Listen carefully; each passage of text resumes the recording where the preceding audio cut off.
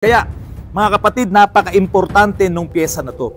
Kapag hindi nyo naintindihan kung ano ang trabaho nito, kahit bago pa ang sasakyan mo, kahit sabihin mong nag-change oil ka, kapag ito nagbara, lahat ngayon nung gases na yon, hindi niya ngayon maire-release yung masasamang gases na yon. Moisture na epekto ng tubig na naipon doon sa inyong makina. Kaya ang mangyayari, magpo-form ng maraming sludge. Biro mo araw-araw. Sa halip na yung dumi na yon, yung gases na yon, papasok ulit doon sa intake manifold, hindi siya makapasok dahil lang sa pyesa na to, sira, barado. Alam niyo po, yung Hyundai Accent na binlog ko po kagabi, na talagang napanis, nabulok yung ibabaw ng makina, binuksan na po namin. Yun nga po, ang wino-worry ko, kapag ito binuksan, ay posibleng dumami pa talaga ang problema nito. Ito, pakita ko sa inyo, nung natanggal na namin yung cylinder head, ayan, si Paring Jun po, yung mekaniko na yan, eto na, kalug din po lahat yung kanyang mga piston. Dahil nga po sa malamang, yung kanyang mga piston ring ay nag-stack up na. Okay, sa kabila. Ito.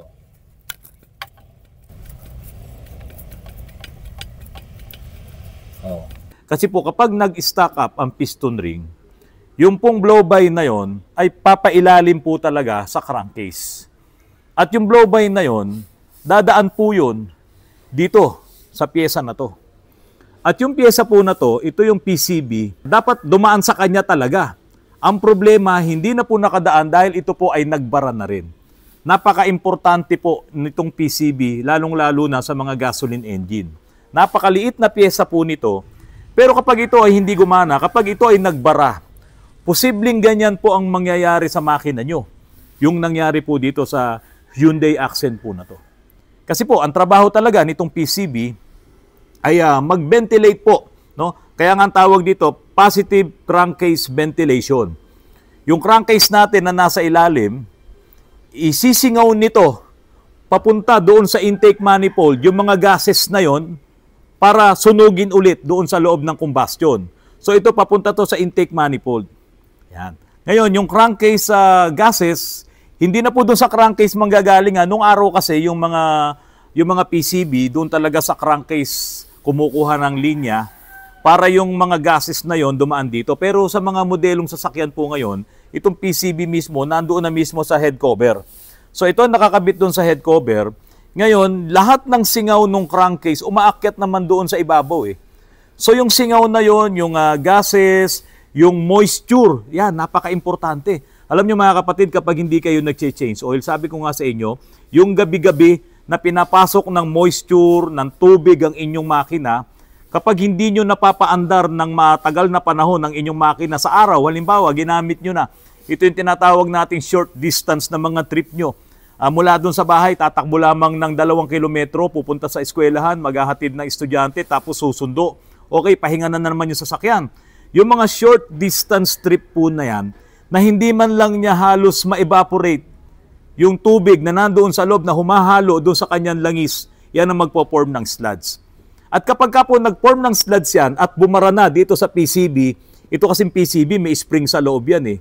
Kaya kung ito hihigupin nyo mga kapatid, sa paghigop nyo at nakahigop kayo ng hangin, no, posibleng may problema siya. Kapag po mga kapatid, yung vacuum ng inyong engine ay humigop na dito at ito po ay parang open lang, magkakaroon din ng problema ang inyong makina. Hindi magiging maganda ang andar niya. Yan yung namamalya siya kasi humihigop siya ng diretso na hangin dito sa loob ng makina na dapat sana ay dadaan yung hangin na yon doon sa nahihigop ng throttle. Paano ba yon? Ito. Ito yung throttle po. Ayan. So dapat lahat ng hangin na hihigupin ng inyong manifold, ng intake nyo, ay dadaan dito. Kasi ito po ay mayroon pang yung mass airflow sensor. Dapat yung hangin na papasok dito ay mametro nitong map sensor. Kaso kung sira itong PCB nyo, mga kapatid, ang mangyayari, yung pong hose na nakakabit dito, yan, dire-diretso ngayon na papasok doon sa manifold na hindi po na metro ng map sensor. Ngayon, dahil po kapag ka po nakaminor kayo, nakasara itong throttle. Tingnan nyo po .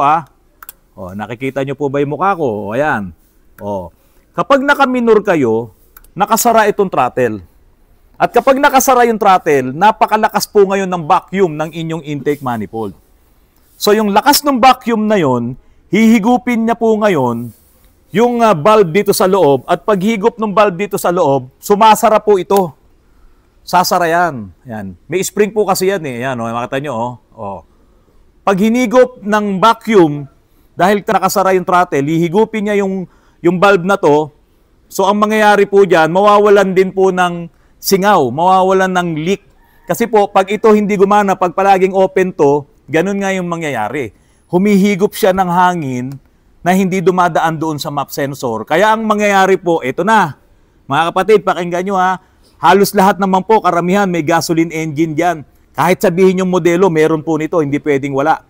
Kaya po, kapag ito ay full open, kasi one-way valve to, at nakaminor kayo, nanginginig ang inyong makina, posibleng sira ito. Dahil po, yung hangin na pumapasok dito, papunta sa manifold, hindi po dumadaan dito sa bunganga nito. Dito. Hindi siya dumadaan dyan.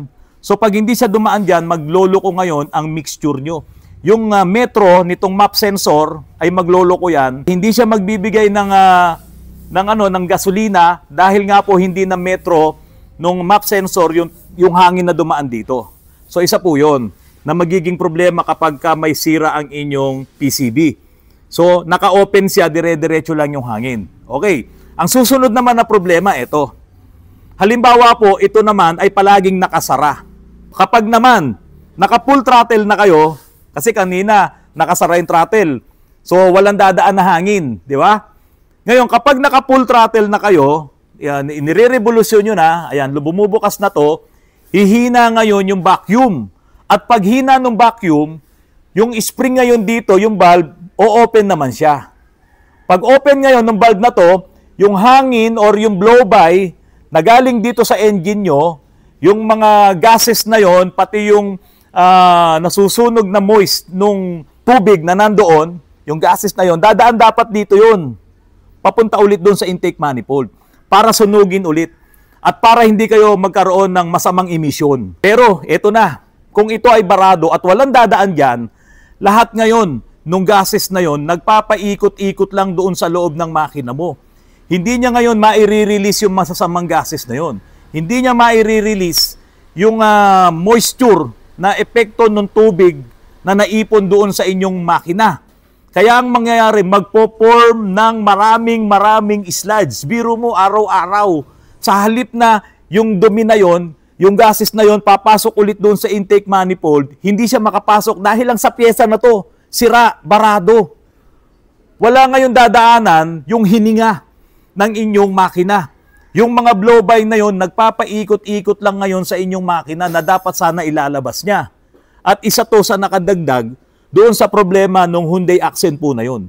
Dahil walang inilalabas na gases doon po sa breather, dito po sa PCB. Ito po ay one-way valve. Hindi siya pwedeng two-way. Hindi siya pwedeng palaging open. Hindi rin siya pwedeng palaging close. Umaasa ngayon ng open-close nito sa vacuum nitong intake. Sa vacuum nito, at kung siya naman ay hihina ang vacuum niya dahil naka-open na yung throttle, yun yung pagkakataon ngayon, yung blow-by gases, yung valve na to, dahil magkakaroon ng paglakas naman dito ng hininga, at ito naman hihina yung vacuum o open yan, at lahat po ngayon ng gases na yun ay babalik doon sa intake manifold para sunugin ulit. Alam nyo mga kapatid, kahit sabihin nyo na luma ng inyong sasakyan, carburetor pa ang gamit niyan, hindi pwedeng wala nito. Kasi ito ang magpapasingaw ng masasamang gases na nasa crankcase nyo. Yung pag binuksan nyo yung oil cap, yung salinan ng langis, sisingaw yung doon, yung mga gases na yon na dapat sana dadaan dito. So pag sinara mo yon, di ba may pressure yon? Yung pagbukas mo na meron siya lumalabas na pressure. Yun ngayon dapat yung dadaan dito. Kaya kahit karburador ka para, at yung hangin na yon ay hindi dadaan doon sa mixture, doon sa karburador dahil templado yon. Kapag ito nasira, talagang mapapansin mo, nanginginig ang makina mo dahil hindi balanse, hindi tama yung mixture. Hanggang ngayon, na mga modelo na yung mga sasakyan nyo, kahit pa sabihin mong hybrid yan, kapag ikaw ay mayroong internal combustion engine na gasoline or petrol engines, hindi pwedeng wala nito. Kaya itong maliit na pyesa na to, napaka-importante nito. Kung halimbawa, hindi nanginginig ang makina nyo, pero sira rin pala ito dahil barado, ang magiging problema nyo, magpo-form ng sludge doon sa loob ng inyong engine. Kasi hindi niya na ilalabas. Hindi niya na ihihinga papunta doon sa intake manifold. Kaya, mga kapatid, napaka-importante nung pyesa na to. Kapag hindi nyo naintindihan kung ano ang trabaho nito, kahit bago pa ang sasakyan mo, kahit na sabihin mong 1 taon, 2 taon pa lang yan, kahit sabihin mong nag-change oil ka, kapag ito nagbara, magpo-form ng sludge sa inyong engine. At kapag ito naman ay nag-open, manginginig ang inyong makina. Kaya napaka-importante nito sa lahat ng mga may gasoline or petrol engine, dapat ito ay ipache-check nyo. Ito, pwede nyong i-DIY. Kapag po wala kayong ginagawa, tanggalin nyo lamang to. Nasa ibabaw lang naman ito, nung head cover. Kapag ka hinigop nyo, kasi itutulak nyo yan tutulak na ganon. Pag ito ay hinigop nyo at nakakahigop kayo ng hangin, open na yun. Tingnan mo, itutulak ko to.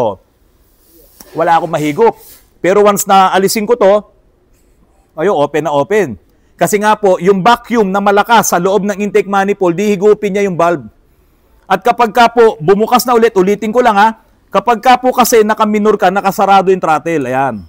Kaya malakas na malakas yung vacuum ng engine. Kapag ka nagre-revolusyon ka na, at humihina na yung vacuum dahil nga dire-diretso na to doon sa throttle, hindi mo na nasasakal dito, hindi mo na naharangan, ito ngayon hihina na rin yung higop ng spring dito, kaya iyan ay o-open. Kaya pag ito nag-open, yun nga yung mga blow-by gases na yon, sakto naman, papasok na ulit doon sa yung intake manifold. So palitan lang talaga siya. Kaya pag ito naging sira, mawawala na yung siso. Mawawala na yung palitan ng trabaho nito at magkakaroon ng problema ang inyong makina. Ito mga kapatid, Toyota Land Cruiser. Ang problema din ito ay yung kanyang PCV valve. Naputol na mismo yung plastic sa kalumaan siguro.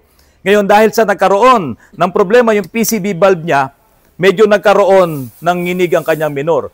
Pero dahil sa ito ay 6 cylinders, hindi masyadong pansin yung nginig na yon. Sa dami ng mga injectors nito at sa dami ng mga piston na gumagana rito, hindi mo masyadong maramdaman yung nginig. Kaya nga po mga kapatid, yung mga naka 6 cylinders na mga sasakyan, sa totoo lang, kahit yan ay 6, hindi naman ganun kalalaki ang mga cylinders niyan, maliliit lang yan. No?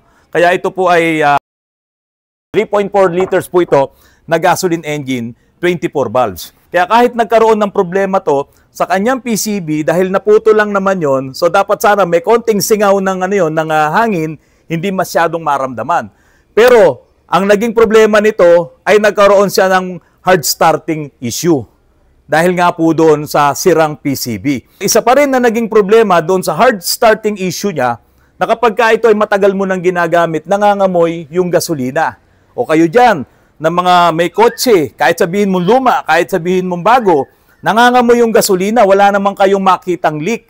Ano po kaya yung problema? Ito po yun. Yung mga injectors po niya, yung mga injectors ng gasolina, ito, may o-ring po yan dito. At ito po kasi halos nasira na po yung o-ring ng mga injectors niya. Marami po kasi yung injectors ito Sandali lang, kukunin ko Okay, ito po yung mga injectors. 6 din. Ayan. So 6 po yan. At ito pong mga injectors na to, nasira lahat ang mga o-ring niya. Ayan. Lahat po ng mga gasoline engine meron po nito. Pero siyempre sa mga dekarburador, wala. So yung mga naka-ECI, naka-EFI na mga gasoline engine, may mga injectors. At kapag ka po nasira, itong mga o-ring na yan, ito napakatigas na Ito isang o-ring niya. Biro mo, nakaganon po yan sa inyong cylinder. Kasi magbubuga ng gasolina yan. Ito ngayon yung piston, baba, akyat yung piston.